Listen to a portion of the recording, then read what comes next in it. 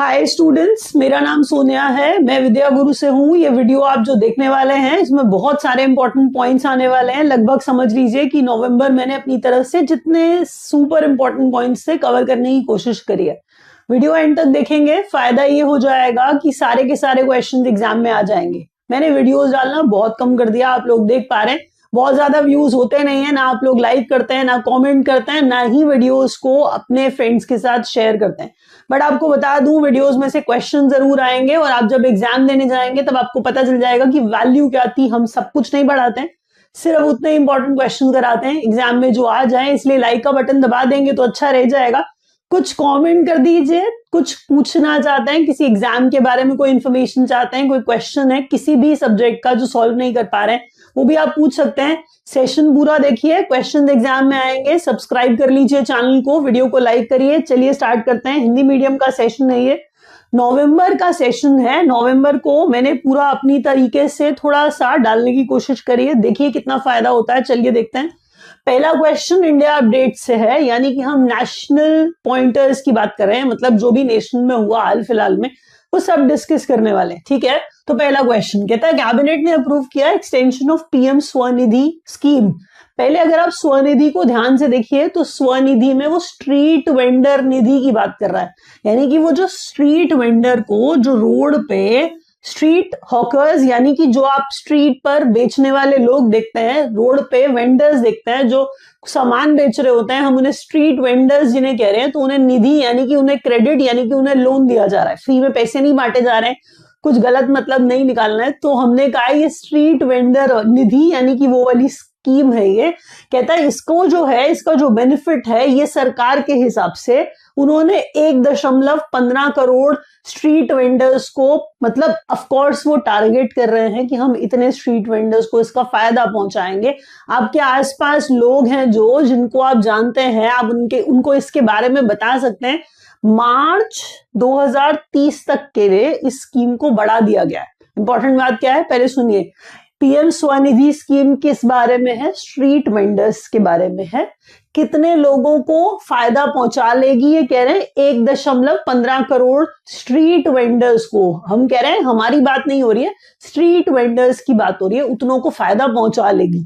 फिर कह रहे हैं कब तक इसको एक्सटेंड कर दिया गया है? मार्च 2030 तक। कई बार क्या होता है, कुछ बजट अलॉट किया जाता है, वो बजट के हिसाब से बांटना होता है, यानी कि स्ट्रीट वेंडर्स को क्रेडिट यानी कि लोन मुहैया कराना है। तो जब वो लोन मुहैया कराने चले तो हो सकता है कि वो टारगेट तब तक बढ़ा दिया गया कि जब तक वो पैसे खत्म नहीं हो रहे। रीजन ये भी हो सकता है कि ये दिखाया जा रहा है कि बड़े वेलफेयर के लिए काम कर रहे हैं, बड़े ही बेनिफिट के लिए काम कर रहे हैं स्ट्रीट वेंडर्स के, तो स्कीम को बस बढ़ाया गया है। किस समय तक, आपसे पूछा जा सकता है। तो क्वेश्चन को याद रखिए, मार्च 2030 तक कैबिनेट ने मंजूरी दी है कि पीएम स्वनिधि योजना को हम बढ़ा देंगे ताकि ज्यादा से ज्यादा स्ट्रीट वेंडर्स को इसका फायदा पहुंचाया जा सके। देसी में हम ये कह रहे थे। नेक्स्ट क्वेश्चन कहता है Mother Mary comes to me. अब आप कहेंगे ये क्या है, Mother Mary comes to me क्या पढ़ा रही है? एक्चुअल में अरुंधति रॉय कितनी बड़ी राइटर हैं ये आप जानते हैं। तो अरुंधति रॉय का फर्स्ट मेमोर है। अब मेमोर जो है वो किताब है, अकाउंट दिया जाता है, अपने बारे में भी दिया जाता है, बहुत सारी और भी चीजें डिस्कस की जाती हैं। तो मेमोर पढ़ते हैं, इसे मेमोयर नहीं पढ़ते, मेमोर पढ़ते हैं। तो हम कह रहे हैं फर्स्ट मेमोर है। इतनी बड़ी राइटर है ये Arundhati Roy, God of small things के लिए सबसे ज्यादा जानी जाती है। अगर आपने पढ़ी हो तो बड़ी ही अच्छी किताब है, पढ़िएगा, थोड़ी अंग्रेजी भी इंप्रूव होगी आप लोगों की। तो फर्स्ट मेमोर है अरुंधति रॉय का। नाम क्या है इसका? Mother Mary comes to me. बहुत बढ़िया सा कुछ लिखा होगा, ऑफ कोर्स अरुंधति रॉय ने लिखा है। तो मान के चलिए किताब अगर कोई ऐसी आ जाती एग्जाम में, सीधा इंपॉर्टेंट क्वेश्चन है ये, किसी ना किसी पेपर में जरूर दिखेगा, बिकॉज ये इंपॉर्टेंट राइटर है। अरुंधति रॉय का first memoir mother Mary comes to me. Next question देखिए, world archery championship South Korea में हुई थी। ठीक है, वर्ल्ड आर्चरी चैंपियनशिप, आर्चरी का मतलब शायद आप जानते होंगे। ठीक है, तो वर्ल्ड आर्चरी चैंपियनशिप है, साउथ कोरिया में हुई थी, जिसमें इंडियन मेंस कंपाउंडेड टीम के अंदर जो लोग हैं जो मिलकर के गोल्ड लेके आए, क्योंकि टीम गोल्ड जीत रहा है, टीम जो है वो गोल्ड जीत रही है। तो अगर कंपाउंडेड टीम गोल्ड लेके आ रही है आर्चरी के अंदर, तो हम कह रहे हैं ऋषभ यादव, अमन सैनी और प्रथमेश जो है वो उस टीम के अंदर थे, हिस्सा थे उसका। हम कह रहे हैं जो टीम गोल्ड ला रही है, कौन सी टीम गोल्ड ला रही है? आर्चरी चैंपियनशिप का वेन्यू है साउथ कोरिया। समझ गए हैं पहला क्वेश्चन। दूसरा, आर्चरी चैंपियनशिप में इंडियन मेन कंपाउंडेड टीम जो है वो गोल्ड ला रही है। ठीक है, ये समझ गए। कंपाउंडेड टीम के अंदर लोग हैं, कौन से? प्लेयर्स हैं। तो हम कह रहे हैं ऋषभ यादव हैं, अमन सैनी और प्रथमेश हैं जो लेकर आ रहे हैं गोल्ड। समझ गए? अगला क्वेश्चन नेक्स्ट देखिए, कहता है देखिए अब हमें स्वच्छ वायु सर्वेक्षण अवार्ड मिलना चाहिए दिल्ली को। वैसे तो दिल्ली को ही दे देते तो अच्छा हो जाता, बट एनीवे इनकी मर्जी नहीं दे रहे, शायद हमको नहीं देंगे। तो कह रहे हैं स्वच्छ वायु सर्वेक्षण अवार्ड्स हैं 2025 वाले, पता नहीं दिल्ली को क्यों नहीं दिया। तो टॉप सिटी इसमें इंदौर है, इंदौर हर चीज में ऊपर रहता है, बड़ा साफ सा होगा इंदौर, मैंने नहीं देखा है। तो अगर आप वहां रहते हैं या आप देख करके आए जरा बताना मेरे को कैसा लगता है आपको इंदौर। स्वच्छ वायु सर्वेक्षण अवार्ड 2025 है, इंदौर को दिया गया है। वायु सर्वेक्षण यानी कि हम एयर सर्वे की बात कर रहे हैं, एयर क्वालिटी जहां की अच्छी होगी उस पॉइंट ऑफ व्यू से हम कह रहे हैं इंदौर टॉप पे रखा गया। रिविजन कर लें जल्दी से, सुनिए। कहता है कैबिनेट ने अप्रूव किया है एक्सटेंशन ऑफ पीएम स्वनिधि योजना मार्च 2030 तक। ठीक है, 1.15 करोड़ अमाउंट नहीं है, स्ट्रीट वेंडर्स को फायदा पहुंचाएंगे। ठीक है, अगला क्वेश्चन देखिए। माधुमेरी अमशुमी मेमोर है, किसका? पहला मेमोर है, हमने कहा अरुंधति रॉय का। Next question, world archery championship है, साउथ कोरिया में हुई थी। ये एक क्वेश्चन नहीं है, ये मल्टीपल क्वेश्चन है, क्योंकि वर्ल्ड आर्चरी चैंपियनशिप कहां हुई ये भी क्वेश्चन है। इसके अलावा मेंस कंपाउंडेड टीम है ये जो गोल्ड लेके आई है, उसमें नाम प्लेयर्स कौन कौन है ये भी पूछा जा सकता है। कभी कभी एक क्वेश्चन अलग से बनाया जाता है, किसी इंपॉर्टेंट पर्सनालिटी को बोला प्रथमेश लिखा है नाम सिर्फ, प्रथमेश लिखा है नाम सिर्फ, और पूछा आपसे कि ये किस स्पोर्ट से एसोसिएटेड है, तो ये लिखना पड़ेगा ना, किससे? आर्चरी से। प्रथमेश है, अमन सैनी है, ऋषभ यादव है। याद रखिए ये गोल्ड लाने वाली कंपाउंडेड टीम का हिस्सा है। स्वच्छ वायु सर्वेक्षण में हम कह रहे हैं इंदौर टॉप पे रहा। मुझे लगता है अब तक आपको समझ में आ गया होगा, टाइम तो वेस्ट नहीं ही करती हूं मैं आपका, तो थोड़ा सा हो सके तो लाइक का बटन दबा दीजिएगा। इंग्लिश का सेशन देखने आए थे, that complete English medium session is also there in the playlist, you can go and watch that session. अभी देखिए ये ना ओवरऑल अपॉइंटमेंट्स है, समझ रहे हैं। हम दिसंबर पहुंच गए, नवंबर का वीडियो है, मैं एक ही पूरा करके बना देती हूँ जिसमें मैंने सारे इंपॉर्टेंट पॉइंट्स कवर कर लिए। फिर बोल रही हूँ व्यूज नहीं होते, मैं ज्यादा वीडियोस नहीं बनाती हूँ, आप लोग ज्यादा देखते ही नहीं है। लेकिन आपको ये पता ही नहीं है कि बहुत सारे क्वेश्चन आएंगे एग्जाम में, सारे आएंगे सेम आएंगे, देख लीजिएगा। थोड़ा सा फेथ दिखाइए, थोड़ा सा देखिए कि अगर जो पढ़ाया जा रहा है वो एग्जाम में नहीं आएगा तो फिर छोड़ देना, देखना कोई प्रॉब्लम नहीं है।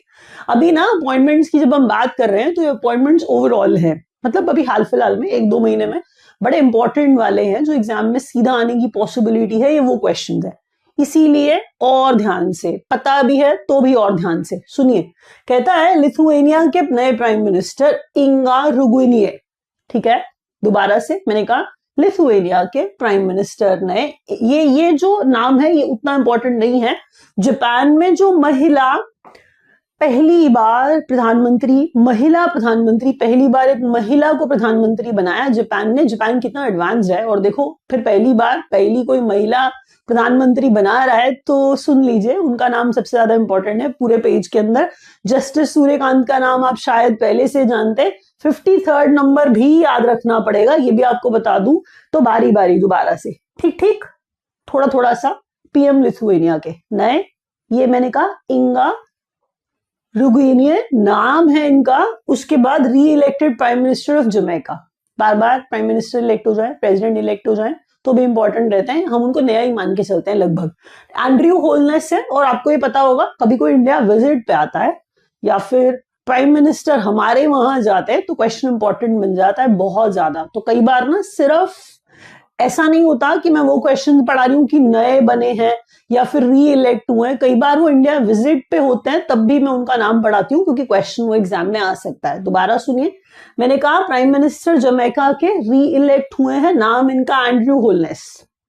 ठीक है, नाम याद रखेंगे, बहुत इंपॉर्टेंट क्वेश्चन है। अगला देखिए, 53rd chief justice of India justice Suryakant. फिर बोल रही हूँ, ओवरऑल पढ़ा रही हूँ क्योंकि बहुत सारे क्वेश्चन ऐसे हैं, नवंबर की बात तो कर ही रही हूँ, लेकिन मैं कह रही हूँ कि कुछ कुछ क्वेश्चन ऐसे हैं ना जो आपको ये याद रखने में इंपॉर्टेंट लगेंगे कि अगर कोई जापान का प्राइम मिनिस्टर पढ़ाए, अभी उन्होंने कुछ थोड़ा सा ऐसा बोल भी दिया था जिससे वो और ज्यादा इंफॉर्मेशन जो थी उनके बारे में और जो न्यूज थी बहुत ज्यादा बनने लग गई। तो जापान की प्रधानमंत्री तो सबसे ज्यादा इंपॉर्टेंट है आपके लिए। पहले मैंने क्या कहा, सेने टकाइची नाम है इनका, सेने टकाइची नाम है इनका, प्रोनाउंसिएशन रहने दीजिए, does not matter. Proper noun में कोई बहुत ज्यादा प्रोनाउंसिएशन में पढ़ने की जरूरत नहीं होती है, एग्जाम के पॉइंट ऑफ व्यू से पढ़िए। साने टकाइची नाम है इनका, जापान की प्रधानमंत्री है, जापान ने पहली बार एक महिला को प्रधानमंत्री बनाया, ये बड़ी बात है। अगला क्वेश्चन देखिए, सिंगापुर है, लॉरेंस वोंग। सिंगापुर बहुत इंपॉर्टेंट है आपके लिए, लॉरेंस वोंग बहुत इंपॉर्टेंट है आपके लिए। आप माने या ना माने, क्वेश्चन आपको दिखेगा, जापान से ज्यादा ये दिखेगा क्योंकि जापान सबको पता होगा। लिथुएनिया, इंगा बताया था, इंगा रुग्विनियन बताया था। फिर मैंने जमैका एंड्रू होलनेस बताया था। जमैका के साथ हमने आते जाते भी बहुत देख लिया, इसलिए एंड्रू होलनेस का नाम योर हाइनेस कर करके प्रधानमंत्री को बोलते हुए भी बहुत बार आप सुन लेंगे। प्लीज इनका नाम ज्यादा याद रखिएगा। जस्टिस सूर्यकांत 53rd नंबर के नाम अगर आपको पता है ना तो ये नंबर बताना भी उतना ही जरूरी है। कई बार सिर्फ 53rd, 54th, 51st, 52nd करके कंफ्यूजन क्रिएट करने की कोशिश करता है एग्जाम में। जीएस वाले ये लिखा हुआ होता है कि कौन से नंबर के चीफ जस्टिस बने, तो chief justice of India justice Suryakant 53rd number के। पीएम ऑफ जापान सनाए या फिर सने टकाइची, नो प्रॉब्लम। लॉरेंस वोंग इनका नाम है, सिंगापुर के प्रधानमंत्री हैं। अगला क्वेश्चन देखिए, एम्फी के चेयरमैन हाल फिलहाल में संदीप सिक्का को। ये association of mutual funds of India है, तो सारे के सारे आजकल म्यूचुअल फंड में इन्वेस्ट करके अपना कमाने की कोशिश करते हैं। तो association of mutual funds of India, नाम मैंने बताया, संदीप सिक्का इनका नाम है, जिनको बनाया गया एम्फी का चेयरमैन। ये क्वेश्चन ठीक ठीक सा इंपॉर्टेंट है, ऐसा होता नहीं है ना, कभी कोई ये बोलेगा खुद से कि नहीं नहीं तब इंपॉर्टेंट नहीं है, लेकिन मैं बता रही हूं आपको जो क्वेश्चन ज्यादा इंपॉर्टेंट है उसको मैं हाईलाइट कर रही हूँ। 15वें नंबर के वाइस प्रेसिडेंट हमारे सीपी राधाकृष्णन, बहुत चर्चा चल रही थी इनके इलेक्शन के ऊपर, आप जानते हैं। तो जब हो रहा था क्या बातें चल रही थी, आपको याद होगा किसने कैसा कैंडिडेट खड़ा किया। बस याद रखिए, यहां पर हम वाइस प्रेसिडेंट 15वें नंबर की बात कर रहे हैं। हम कह रहे हैं सीपी राधाकृष्णन इनका नाम है, इनका नाम जरूर याद रखिए। एक बार और पढ़ लेते हैं पूरा अच्छे से, शायद याद हो जाएगा। लिथुएनिया के प्राइम मिनिस्टर इंगा रुग्विनियन। फिर मैंने बोला एंड्रू होलनेस जमैका के। फिर मैंने बोला जस्टिस सूर्यकांत 53rd नंबर के सीजेआई। सनाए टकाइची जापान की प्रधानमंत्री नई। लॉरेंस वोंग सिंगापुर के नए प्रधानमंत्री। सिंगापुर वाला क्वेश्चन और ज्यादा इंपॉर्टेंट है। एम्फी के नए चेयरमैन संदीप सिक्का बन गए हैं। ये क्वेश्चन ऐसे वाले कभी कभी अब आते हैं, इसलिए मैंने ये क्वेश्चन सोच के डाला था। सीपी राधाकृष्णन वाइस प्रेसिडेंट तो बने हैं, वैसे तो वाइस प्रेसिडेंट का नाम कोई जानता ही नहीं होता, लेकिन आपने पढ़ा होगा क्योंकि आप लोग तैयारी करते हैं। लेकिन 15वें नंबर के हैं ना, इतनी बारीक सी बात भी याद रखिएगा। अगला क्वेश्चन देखिए, नेशनल अपडेट्स में इंडिया के बारे में थोड़ी सी बातें और करते हैं। यहाँ पर ना कुछ और अच्छी चीजें आपको मिलेंगी। मुझे इसको बहुत ज्यादा डिफेंस कहने का मन कर रहा था क्योंकि बहुत सारे क्वेश्चन मैंने इसमें ना ऐसे डाले। पहले सुनिए, कहता है इंडियन नेवी ने indigenous anti submarine warfare shallow watercraft. देखिए शैलो का मतलब होता है सुपरफिशियल, यानी कि जो बहुत डीप में नहीं जाता है, जो बहुत गहराई में नहीं जाता है, जो बहुत ऊपर ऊपर रह जाता है। तो ऊपर ऊपर वाला watercraft, shallow watercraft, shallow watercraft warfare submarine. Submarine वैसे पनडुब्बी होती है, हमारे लिए पनडुब्बी का मतलब है कि पानी के अंदर ही चली जाएगी, लेकिन वो तो कह रहे हैं ऊपर ऊपर रह जाएगी। इट्स नॉट एकदम ऑन द टॉप, कह रहा है ऊपर ऊपर रहेगी, बहुत नीचे नहीं भेजा जाएगा। तो शैलो वाटर क्राफ्ट की बात हो रही है। सबमरीन तो है, anti submarine warfare shallow water craft है, और कह रहा है ये खुद की बनाई हुई है, इंडिया मेड है, इंडिजिनस है। इस वर्ड पे ज्यादा ध्यान दीजिए। नाम है इसका अंद्रोथ, ठीक है, अंद्रोथ। तो अंद्रोथ नाम है, किसने बनाया है? Garden reach ship builders and engineers limited ने बनाया है। तो garden reach ship builders and engineers limited बड़ा इंपॉर्टेंट सा ऑर्गेनाइजेशन, हर बार इसके बारे में कुछ ना कुछ आप नया सुनते रहते हो। तो garden reach ship builders and engineers ने बनाया है। किसने बनाया, ये क्वेश्चन इंपॉर्टेंट होता है। अंद्रोथ नाम है, या इसे एंड्रोथ मत पढ़िए, अंद्रोथ ही है वो, जैसे पढ़ा जा रहा है मैं आपको वैसे ही बता रही हूँ। है क्या, कई बार सिर्फ नाम दिया जाता है और पूछा जाता है ये है क्या। इसका मतलब ये जो पहले इतनी बड़ी सी डिटेल लिखी है ना ये यूजलेस नहीं है। Anti submarine warfare shallow water craft, ठीक है। तो एंटी सबमरीन है, मैं वैसे आपको सबमरीन का मीनिंग बता रही हूं और ये कह रहा है एंटी सबमरीन है और कहता है कि ये वॉरफेयर शैलो वाटर क्राफ्ट जिसका नाम अंड्रोथ है, इंडिया ने बनाया है और इंडिया ने मतलब इंडिया में पूरा तरीके से बना है और कह रहा है garden reach ship builders and engineers ने इसे बनाया। पूरा क्वेश्चन को अच्छे से याद करने की कोशिश करिए। अगर फिडे आ जाता है, फिडे आ जाएगा तो आपको ये पता चल जाता है हम चेस की बात कर रहे हैं, ठीक है। विमेन्स ग्रैंड स्विस, अब स्विट्जरलैंड में चैंपियनशिप हुई है, स्विट्जरलैंड में चैंपियनशिप हुई है 2025 वाली, महिलाओं वाली, ठीक है।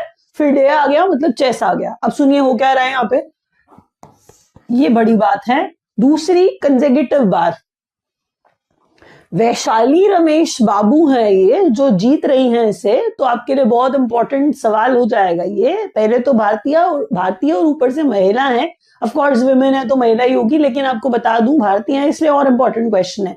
दूसरी बार लगातार तो क्वेश्चन ध्यान से रिपीट करते हैं। मैंने क्या कहा था, फिडे है तो महिलाओं का, फिडे है तो चेस की बात होने लगी।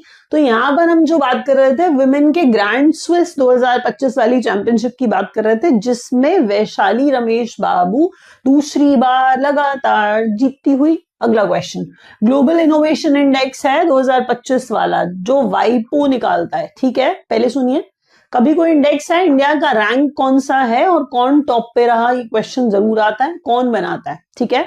क्या ये वर्ल्ड इंटेलेक्चुअल प्रॉपर्टी ऑर्गेनाइजेशन की बात हो रही है? दोबारा सुन लीजिए, इंटेलेक्चुअल प्रॉपर्टी है ये, हाँ, तभी वो इनोवेशन इंडेक्स है। कहता है ग्लोबल इनोवेशन इंडेक्स है। कोई इंडेक्स या कोई रिपोर्ट जब आती है तो आपको कौन बनाता है ये पता होना चाहिए, कौन टॉप पे रहा ये पता होना चाहिए, इंडिया का रैंक क्या है ये पता होना चाहिए। तो तीन बातें तो पक्की है। ग्लोबल इनोवेशन इंडेक्स है 2025 वाला है, वाइपो इसे बनाता है। यूजुअली से आपको कोई इंटेलेक्चुअल प्रॉपर्टी ऑर्गेनाइजेशन बोलता हुआ कम ही नजर आएगा, आप इसे वाइपो बुलाएंगे तो भी चलेगा। तो मैं क्या कह रही हूँ, वाइपो बनाता है ग्लोबल इनोवेशन इंडेक्स को। इंडिया का रैंक इसमें 38 है और स्विट्जरलैंड इसमें टॉप पे रहा। पॉइंट्स लिखिए, अगर आप ये पॉइंट्स लिखते नहीं हैं तो आप प्लीज कुछ याद रख भी नहीं पाएंगे, वीडियो देखने का कोई फायदा नहीं होगा। हो सकेगा तो टेलीग्राम चैनल है हमारा, नया सा है, वीडियो के अंदर हम लिंक दे देते हैं डिस्क्रिप्शन के अंदर, तो जाके ज्वाइन कर लीजिए। लोगो देख के टेलीग्राम पे पब्लिक चैनल है, बड़ा नया सा है, तो आप ज्वाइन कर सकते हैं। इससे क्या होगा, आपको सारे क्वेश्चन मिल जाएंगे वहां पर, बिल्कुल, और पीपीटीज भी मिल जाएंगी, जो भी आपको पीपीटी चाहिए सब वहां पर मिल जाएंगे। तो हो सके तो टेलीग्राम का चैनल ज्वाइन कर लीजिए। सुनिए दोबारा, ग्लोबल इनोवेशन इंडेक्स है 2025 वाला, वाइपो बनाया है वाइपो ने। हम कह रहे हैं इंडिया का रैंक जिसमें 38 है और स्विट्जरलैंड टॉप पे रहा। क्वेश्चन इंपॉर्टेंट है, आएगा। इंडियन नेवी का आईएनएस निस्तार है, ठीक है, पार्टिसिपेट कर रहा है एक्साइज पैसिफिक रीच में। बड़ा इंपॉर्टेंट क्वेश्चन है, मेरी बात सुनिए। हम कह रहे हैं अगर सिंगापुर जा रहा है, आईएनएस निस्तार जा रहा है नेवी की तरफ से, इसका मतलब नेवल एक्साइज है। एक्साइज पैसिफिक रीच किस तरह की एक्साइज है? मैंने कहा पहले तो ये मल्टीलैटरल, देखिए मल्टीनेशनल अगर होती है, यानी कि अगर कोई इवेंट है जिसमें बहुत सारे नेशंस पार्टिसिपेट कर रहे हैं, आपको उसमें नेशंस का नाम याद रखने की जरूरत तो बिल्कुल भी नहीं है।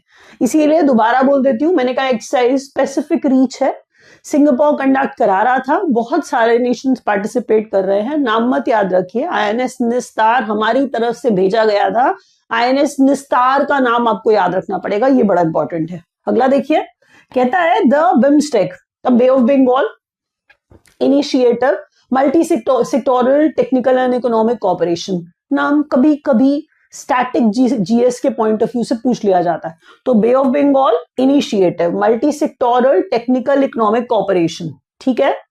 बिम्स्टेक का यूथ लीडर समिट था जो गुवाहाटी असम में हुआ। समझ गए आप? एक बार रिवाइज करते हैं।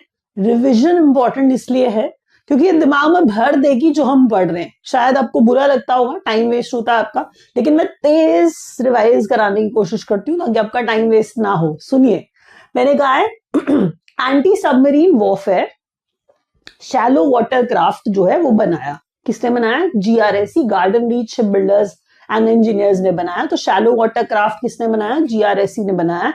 नाम इसका अंड्रोथ है, ठीक है, अंड्रोथ है, और हम कह रहे हैं ये इंडिया ने खुद बनाया, इसलिए इंपॉर्टेंट है। नेवी में, नेवी को ये हैंड ओवर जब किया जाता है बना करके, तो चीजें बड़ी इंपॉर्टेंट होती हैं। मैंने कहा है फिडे है, सेकेंड टाइम लगातार वैशाली रमेश बाबू जीतती आ रही हैं। किसको? हम कह रहे हैं कौन से उसको? विमेन्स ग्रैंड स्विस 2025 का जो चैंपियनशिप है, हमने कहा ये वाला भी इन्होंने जीत लिया है। ग्लोबल स्विट्जरलैंड में हुआ था, ये याद रखिएगा। ग्लोबल इनोवेशन इंडेक्स है 2025 वाला, वाइपो ने बनाया, वाइपो बनाता है, और हम कह रहे हैं इंडिया का रैंक 38 है और पहले नंबर पर ऑफ कोर्स स्विट्जरलैंड है। अगला क्वेश्चन देखिए, इंडिया का नेवी से आईएनएस निस्तार जाता है सिंगापुर में पार्टिसिपेट करने। किस में पार्टिसिपेट करने? एक्सरसाइज कौन सी है? क्या नेवल एक्सरसाइज है? एक्सरसाइज का नाम है पैसिफिक रीच। एक्सरसाइज का नाम क्या है?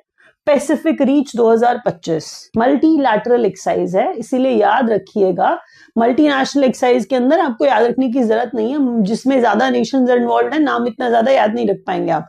तो इंडिया की तरफ से आईएनएस निस्तार गया, बस ये याद रखिए। सिंगापुर होस्ट करता है। बिम्स्टेक का यूथ लीडर समिट है जो गुवाहाटी असम में कंडक्ट कराया गया 2025 वाला।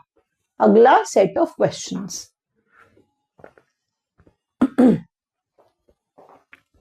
नवंबर का पूरा होल इन सोल है, मैं अपनी तरफ से पूरा ही लाने की कोशिश कर रही थी, सारे इंपॉर्टेंट पॉइंट्स एक साथ। तो नेशनल कैंसर अवेयरनेस डे है।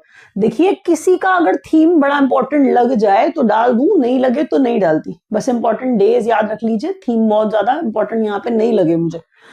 नेशनल कैंसर अवेयरनेस डे है, नवंबर 7 को ऑब्जर्व किया जाता है। इसमें आपको टाइम लगेगा, इसमें आपको सोचने में भी टाइम लगेगा, रिटेन करने में और ज्यादा टाइम लगेगा, डेज में कंफ्यूजन हो जाएगी, सब पूरा मिक्स हो जाएगा, प्लीज इसीलिए धीरे। नवंबर 7 को नेशनल कैंसर अवेयरनेस डे मनाया जाता है। फिर उसके बाद नवंबर 11 को नेशनल एजुकेशन डे मनाया जाता है।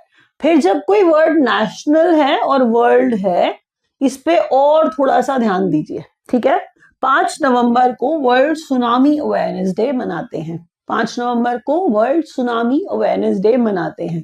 फिर नवंबर 16 को नेशनल प्रेस डे तो मनाते ही हैं, साथ ही साथ, दोबारा सुनिए, नवंबर 16 को, हमारे यहाँ तो मनाना नहीं चाहिए था वैसे, बट एनीवे मना रहे तो हम क्या कह सकते हैं इन्हें। नेशनल प्रेस डे 16 नवंबर को मनाया जाता है, बट मैंने कहा इसके साथ साथ इंटरनेशनल डे फॉर टॉलरेंस, ये इंटरनेशनल है, ठीक है जी। तो इंटरनेशनल डे फॉर टॉलरेंस, इसका प्रेस से कोई लेना देना नहीं है कि आप प्रेस को टॉलरेट कर रहे हैं, इसका कोई लेना देना नहीं है, दो अलग अलग डेज हैं। 16 नवंबर को प्रेस डे नेशनल वाला और इंटरनेशनल टॉलरेंस डे मनाया जाता है हमारे देश में। 19 नवंबर को वर्ल्ड टॉयलेट डे बनाते हैं, तो ये तो बहुत ही फेवरेट डे हो जाएगा आप सबका। तो वर्ल्ड टॉयलेट डे 19 नवंबर को मनाया जाता है। 20 नवंबर को यूनिवर्सल चिल्ड्रंस डे मनाते हैं। 20 नवंबर को यूनिवर्सल चिल्ड्रंस डे या वर्ल्ड चिल्ड्रंस डे, कुछ भी कहिए, बस चिल्ड्रंस डे करके याद करिए। हम 14 नवंबर हमारा वाला चाचा नेहरू वाला मनाते हैं, वो नेशनल है, ये यूनिवर्सल है, ये वर्ल्ड है, तो वर्ल्ड चिल्ड्रंस डे बोलिए या यूनिवर्सल बोलिए, कोई फर्क नहीं पड़ता। नवंबर 20 को मनाया जाता है। 25 नवंबर को international day for the elimination of violence against women. बस ये थोड़ा सा कम इंपॉर्टेंट सा दिन है, ये कोई बहुत खास इंपॉर्टेंट नहीं है, बट फिर भी याद कर लीजिए, शायद पूछ लिया जाए।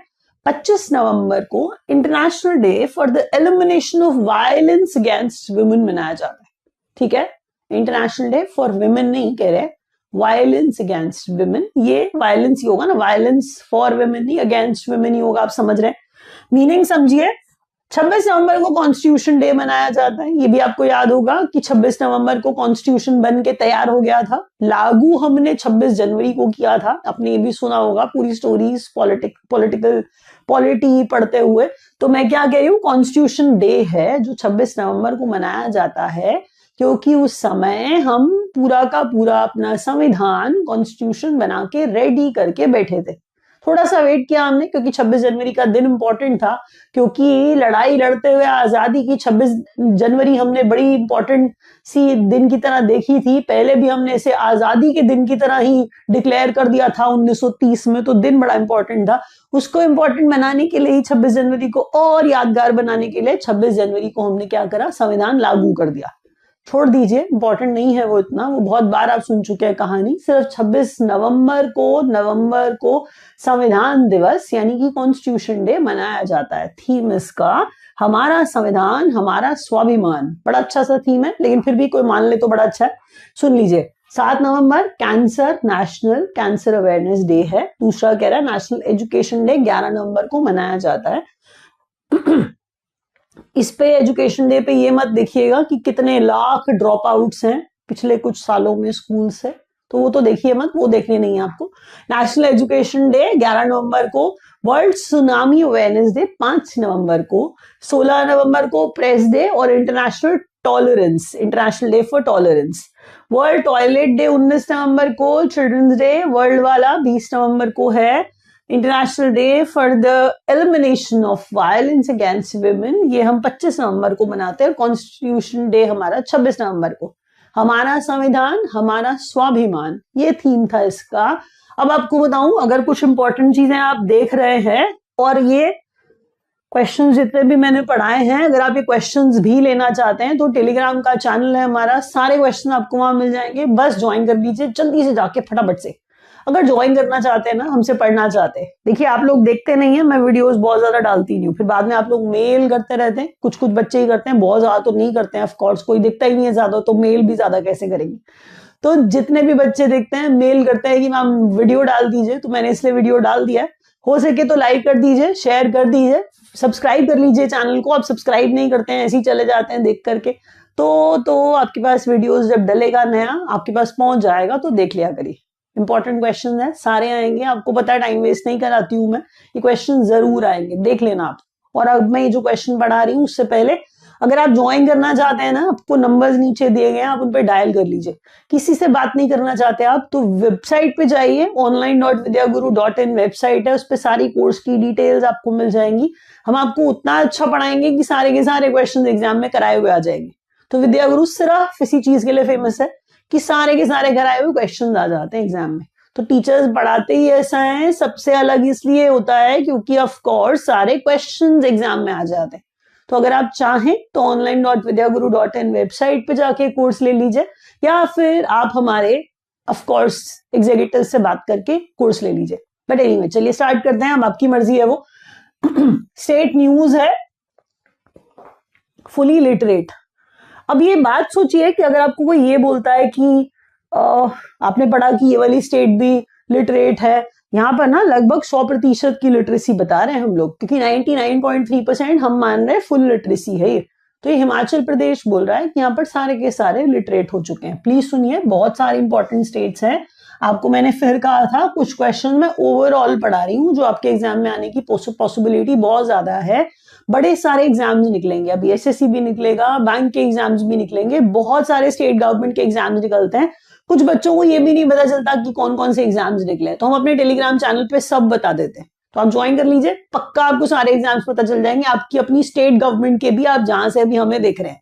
एचपी फुली लिटरेट स्टेट बन गया है। ऑपरेशन राहत है, बड़ा इंपॉर्टेंट क्वेश्चन है, कहता है इंडियन आर्मी ने, जो आपको बताती हूँ पंजाब में जब फ्लड आया था तो क्वेश्चन इसलिए इंपॉर्टेंट था, पुराना क्वेश्चन है ये, कहता है कौन सा ऑपरेशन चलाया था। फिर बोल रही हूँ कुछ क्वेश्चन ओवरऑल पढ़ा रही हूँ, बड़े इंपॉर्टेंट क्वेश्चन है, एग्जाम में आ जाएंगे।